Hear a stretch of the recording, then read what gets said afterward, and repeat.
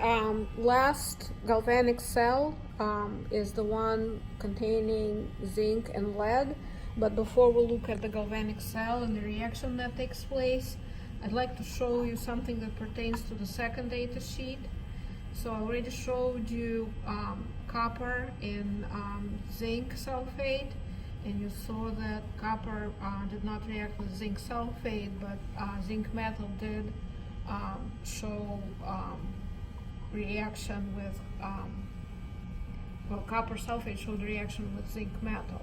So what I have here is zinc sulfate, and this here is lead, metallic lead. So I took a piece of lead, strip of metallic lead, and I placed it in zinc sulfate solution. Here is lead sulfate solution, and this may look familiar because it's zinc strip. Now look what happened. It's literally been maybe 5 minutes, if that, since I put this zinc strip into lead nitrate, and you can clearly see a sign of reaction. See this black powder covering the portion of the strip that was immersed into the solution. So what is going on here? Well, zinc is replacing lead from its salt, and what you're seeing here is metallic lead forming on the surface here. Here, on the other hand, nothing is happening. What is it telling me? It's telling me that lead is not able to replace zinc from zinc sulfate, while zinc can replace lead from its salt. So let's take a look at how this would work in our galvanic cell. So once again, reworked my diagram and my chemical equation here.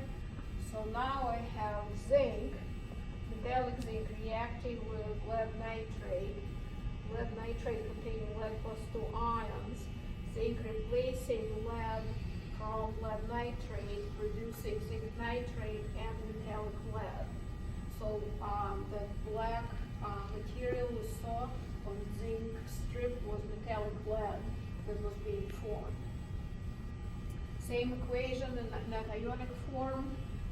Zinc 0 reacting with lead plus 2, I forgot aqueous here, producing zinc plus 2 and metallic lead, which is now 0. So from the point of view of oxidation reduction, our half reactions can be written as follows. Zinc going from neutral from metallic form to ionic form, producing zinc plus 2 ions, losing 2 electrons in the process, so zinc is oxidized. Lead, on the other hand, is transforming from lead plus 2 aqueous ion to neutral atoms within metallic lead piece, gaining 2 electrons. So now zinc is going to be the one losing electrons, and lead is going to be the one gaining them. So how should we make our galvanic cell? Well, 2 solutions, zinc sulfate in one beaker, lead nitrate in the other. In the lead nitrate beaker, we have lead strip. In the zinc sulfate beaker, we have zinc strip. Zinc is now going to be our anode, meaning it's connected to the negative pole, and lead is going to be our cathode. So lead strip is going to be hooked up with a red wire to the positive portion of the meter. So this is going to be our cathode. So lead is the one accepting electrons. So on the cathode, you have electrons being accepted, while on the anode you have electrons being lost or produced, and so electrons are going to travel from the zinc strip, which is going to be converted into zinc ion, and then they're going to travel here where lead ions are going to pick up those electrons and become converted into metallic lead. So what can we see if we could run this long enough?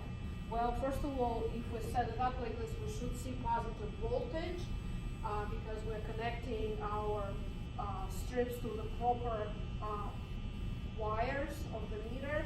And if we were able to look at this microscopically, which is what the tutorial that I posted for you should help you see. They have fantastic simulations and videos to help you visualize this. But what you would then see is that zinc strip dissolving because zinc atoms are turning into zinc ions according to this half reaction here, while on this strip, new layer of lead metal would be produced. So we're going to next take a look at this cell.